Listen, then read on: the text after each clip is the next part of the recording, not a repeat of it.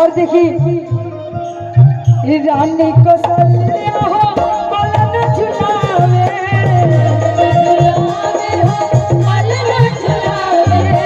बबुआ के दादी हो पलन झुलावे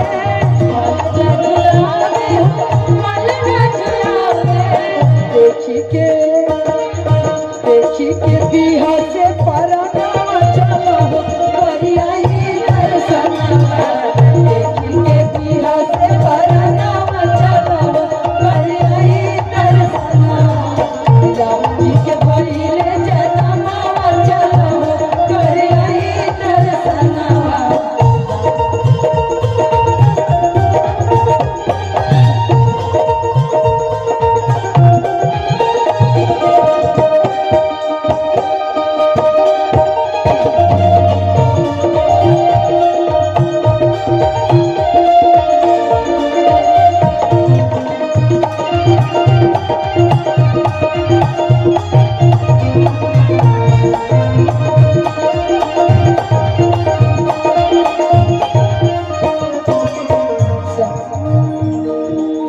सरना मुनि सब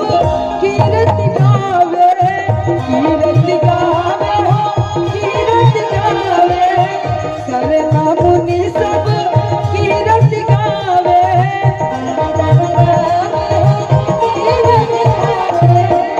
और देखिए राम जी के जन्म भई रहे रावण के वध करे खातिर ओकरा बाद मारल जाए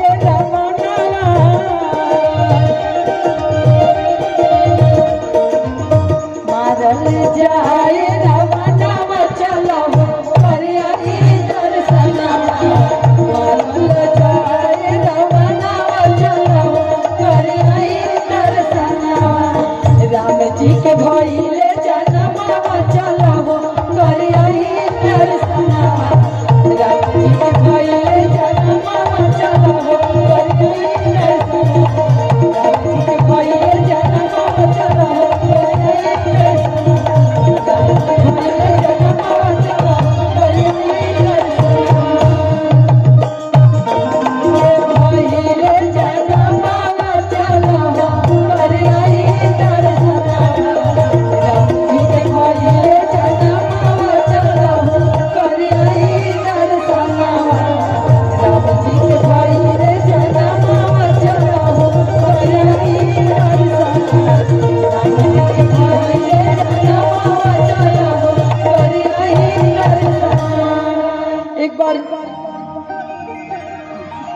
जयकारा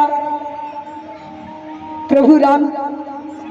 जी के लिए एक बार जोरदार ताली हो जाए उनके लिए। और प्रशांत मैं चाहूंगी कि एक बार जय घोष करवा दो श्री रामचंद्र के लिए क्योंकि हम ज्यादा चिल्ला नहीं की सकते आगे भी कार्यक्रम।